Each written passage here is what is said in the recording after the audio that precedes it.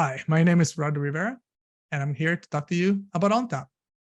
Welcome back to another episode of What's Brewing with ONTAP. I know we haven't talked in a while, but I'm glad to be back to bring you a few updates on ONTAP. Now, I realize it's been a couple months since the latest release of ONTAP, which is actually 9.11.1, but this gave me some time and a chance really to look into the features in this new release.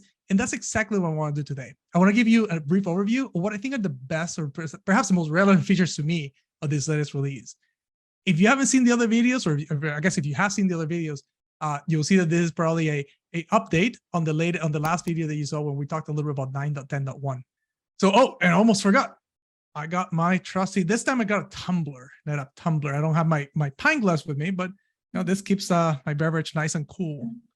All right, but anyway, so when let's talk about ONTAP. So as before, as to go through this review of 9.11.1, I want to focus on a few areas. I want to focus on security and compliance, deployment flexibility, integrated data protection, and ease of use.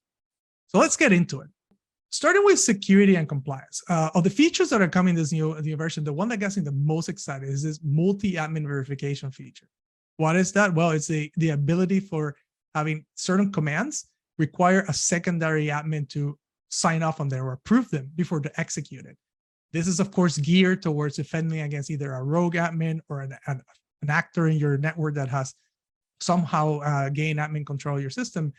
That person or that entity would not be able to execute destructive commands such as volume delete, snapshot deletes without a secondary admin approving them.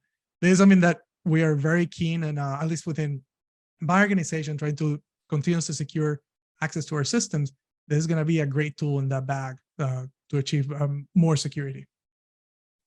On the deployment flexibility side, one of the bigger things I saw on the 9.11.1 is the enhancements we've done with ONTAP S3. We talked about S3 in previous episodes, but on 9.11.1, we introduced object versioning, allowing you to create multiple versions of objects in your ONTAP S3 buckets.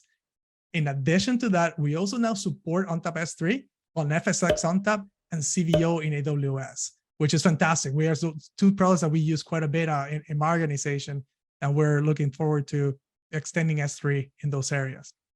And if it's not enough, we also added more API calls to do more programmatic automation of S3 on ONTAP. Now, moving on to the integrated data protection. Well, I've talked about SnapLock before, and SnapLock is something that is increasingly, I'll say, critical for many organizations because it allows you to really lock down that data, create that immutable volume of secured vault, if you will.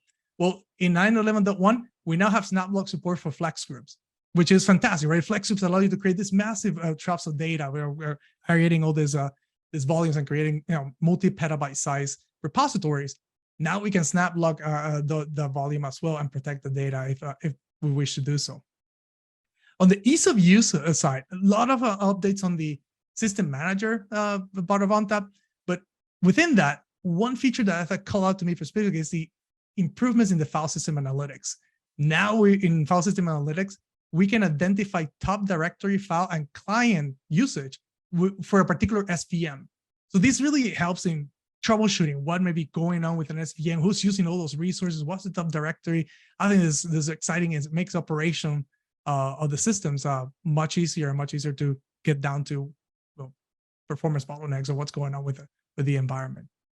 Now, aside from all these features, all the big news that came in 9.11.1 is the introduction of the FAST 9500. So the FAST 9500 is the next, I guess, top tier or flagship system within the hybrid storage side, right? Mechanical drives for flash storage.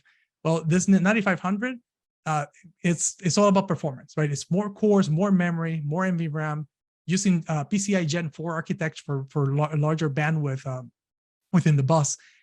It all amounts to about a 50% increase in performance over the current FAST 9000.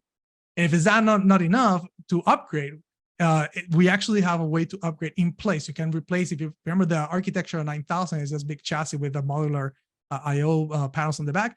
We can replace those in an orderly fashion and do a non-disruptive upgrade of a 9000 to a 9500. So it's very exciting. It's something that we'll certainly be taking advantage of in my organization. And there you have it. Those are my top features for 9.11.1, the introduction of a new fast system, And at the end, the reality is that there's many other things that we can talk about, many improvements and new features. But again, in the spirit of keeping this thing short, I just wanted to share with you what are the most exciting features for me.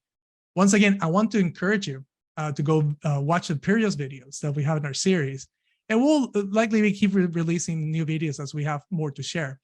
It actually would be great if you leave us some comments of what you would like to see so we can work on the content that is relevant to you. Now, with that said, I thank you for watching the video. I'll see you guys next time.